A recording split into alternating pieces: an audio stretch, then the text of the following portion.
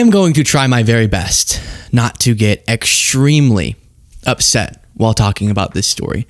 But Tucker Carlson is an extremely sick person, and so that's going to make it very difficult.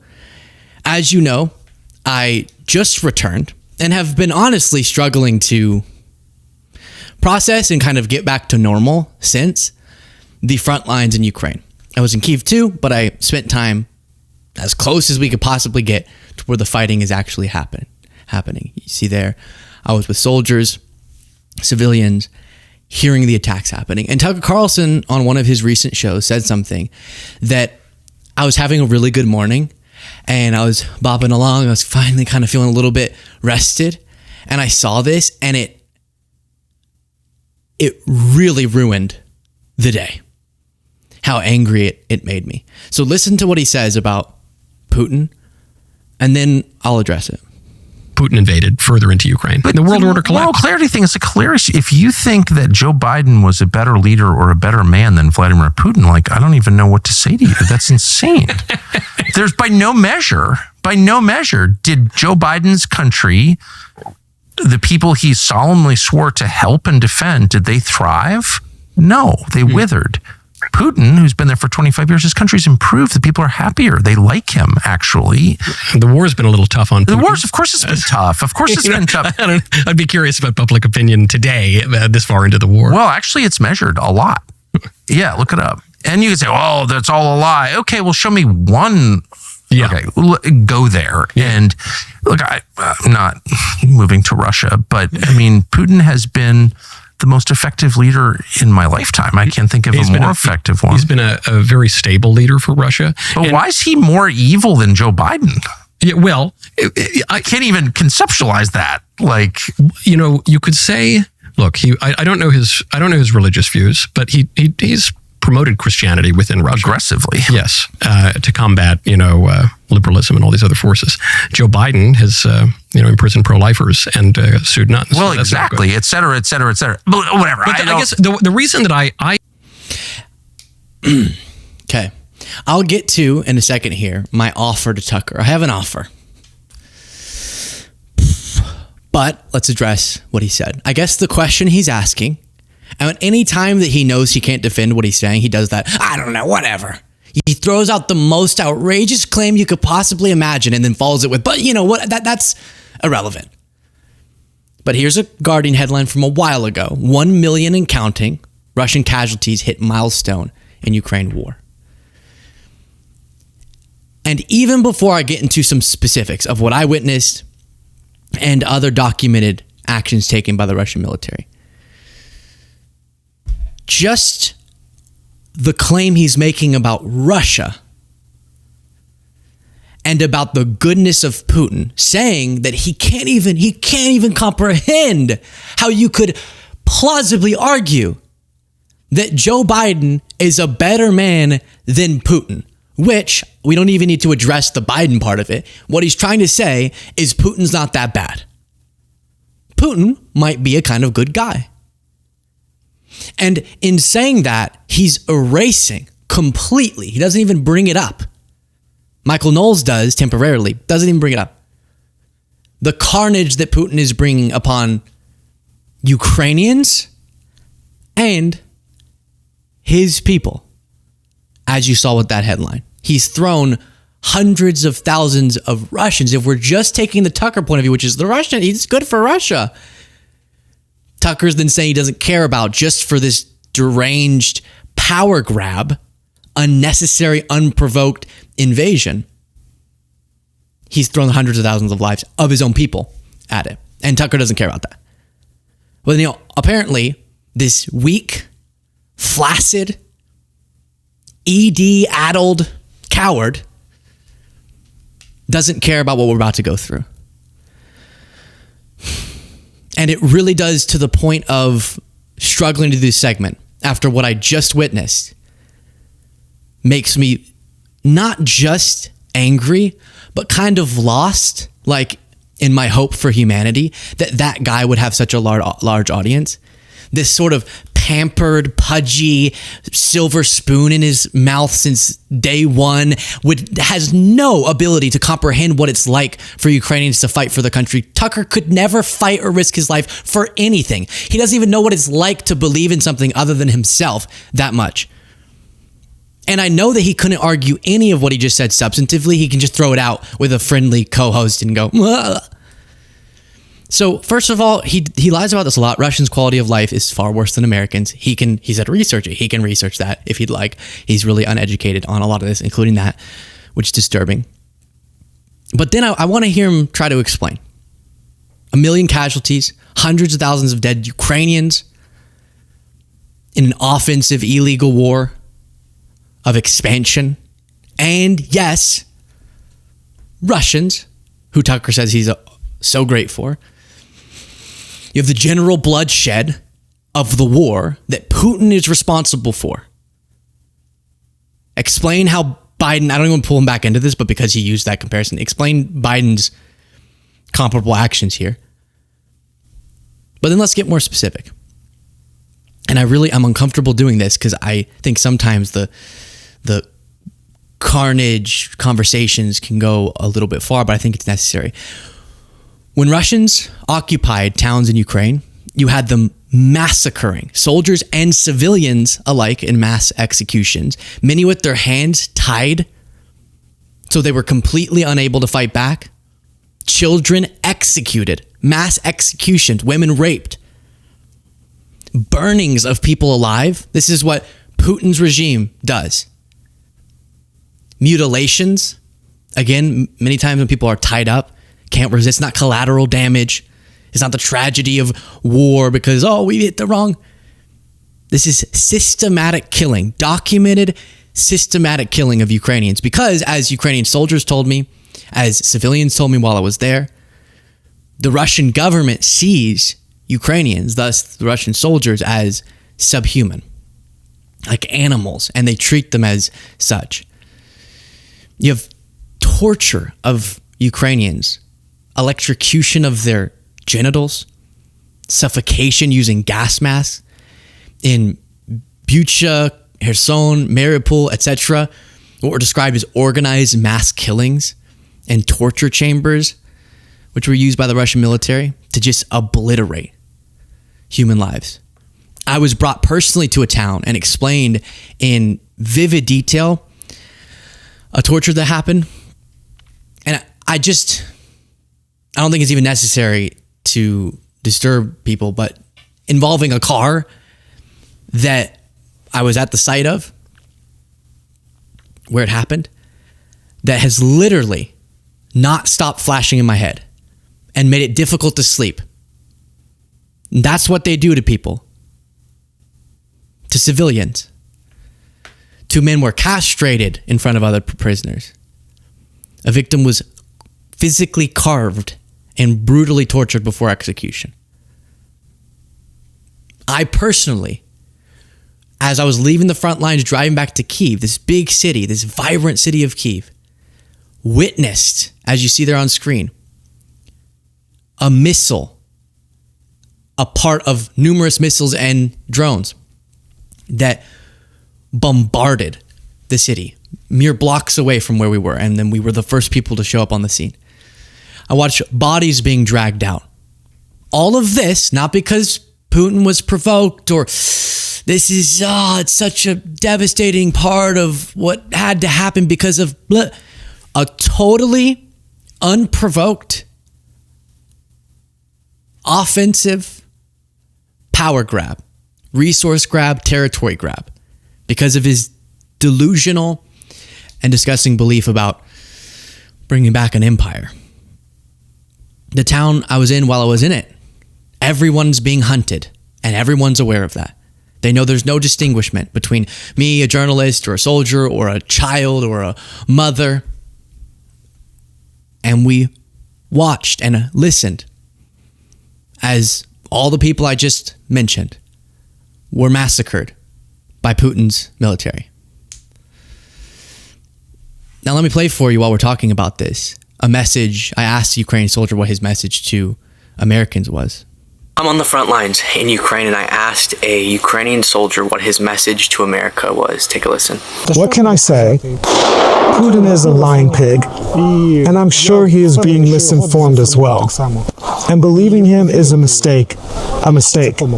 And Donald Trump has to understand this. No matter what he says, how good he is and so on, he still edges closer and wants to take as much as possible. You give him one thing, he'll take another. You understand? He won't stop. 20 years in power, he's simply lost his mind. He thinks he can get away with anything.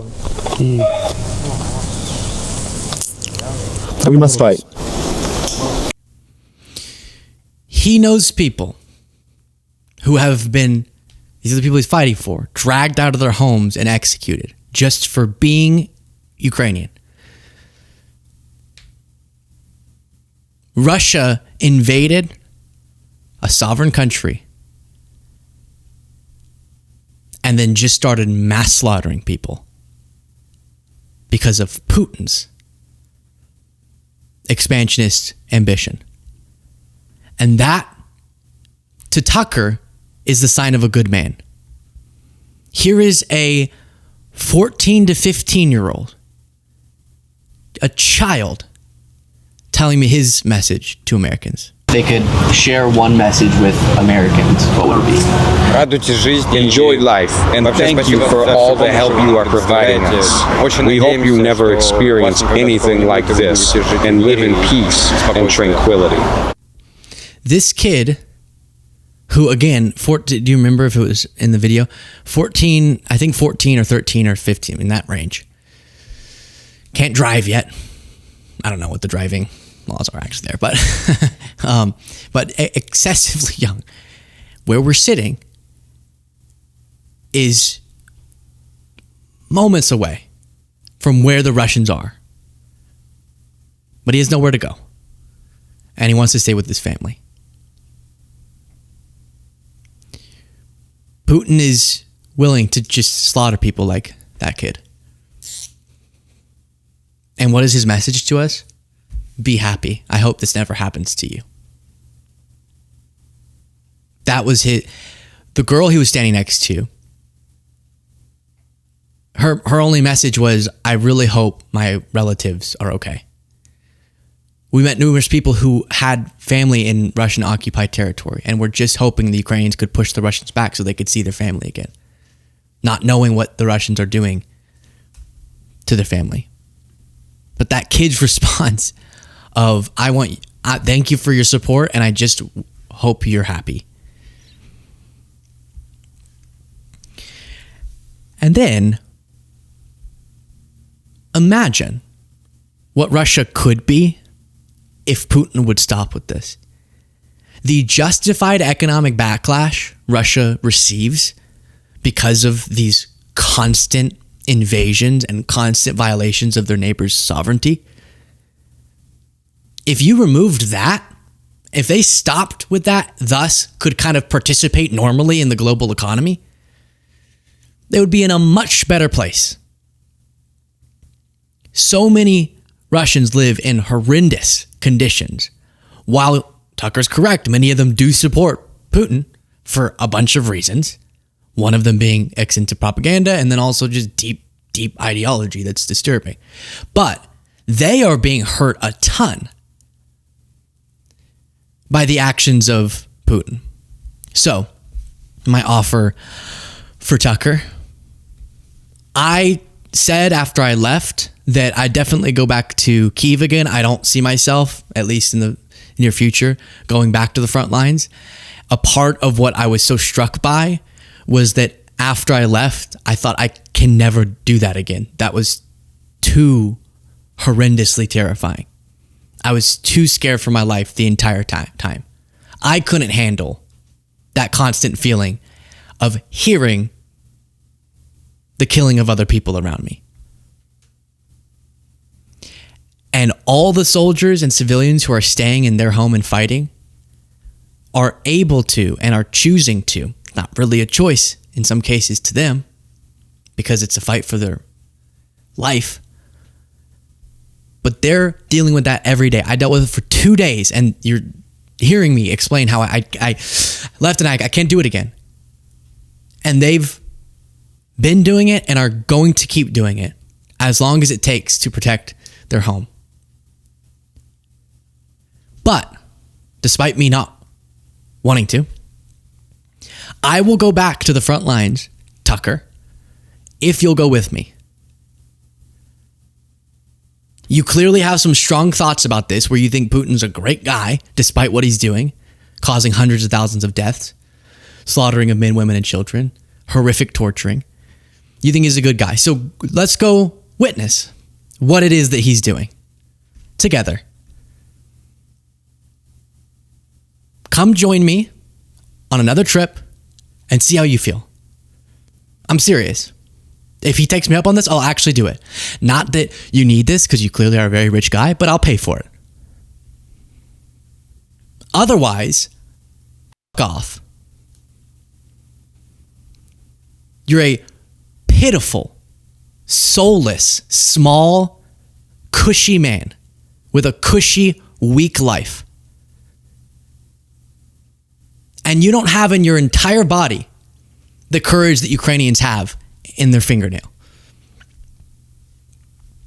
So if you're such a tough guy who can talk from afar in your nice studio in your safe life, then join me and go witness the horrors of what you are so comfortable talking about. Offer stands. Okay. Now, in this same interview, a big mood shift, but I don't know where else we're going to talk about this. So because it was very stressful, let's bring ourselves to a very different mood. What else did he talk about in this? He said about a mass murderer, that guy's not as bad as Biden. Let's see what else he had to talk about. Beating up Harvard, I think, was a brilliant political attack. You see some of that in Florida, taking in some of the universities. It's happening around the country. I'll give you a Pete Buttigieg. I don't know Pete Buttigieg. The fake gay guy? I have a friend who thinks he's a fake gay. Or is his favorite my gay producer was always like, he's not gay. He was with a girl like 20 minutes ago and like he wants to be the Democratic nominee. It's like time for a gay guy. It's playing the long game. I mean, that's going down. Look. Well, it's suffering for your art. I'll say that. Just because I don't know him, I know 100 Pete Buttigiegs. I know this character. Oh, I do too. And he went to the elite school and then he goes to McKinsey and then he does the checks. Did you see Tucker? Oh, I do too.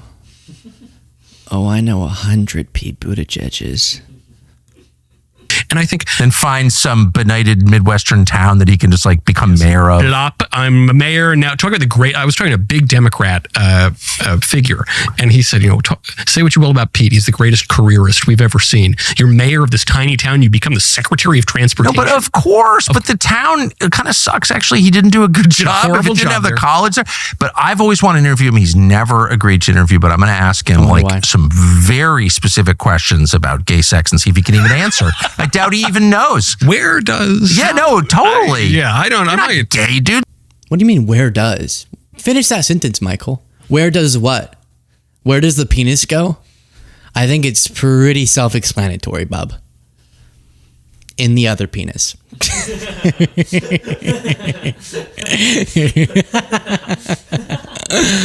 I doubt he even knows. Where does... Yeah, no, totally. I don't... I'm not gay, dude. Stop. Think about Pete Buttigieg. If we controlled the universities, if we controlled the culture. So Tucker, after praising Putin, then his next thought is, hey, I want to ask Pete Buttigieg hyper-specific questions about gay sex. Tucker is really weird with how many people he pontificates. He did with Tim Waltz. He was like, oh, he's definitely, oh yeah, he's gay. He's 100%. Like he has the best gaydar in the game.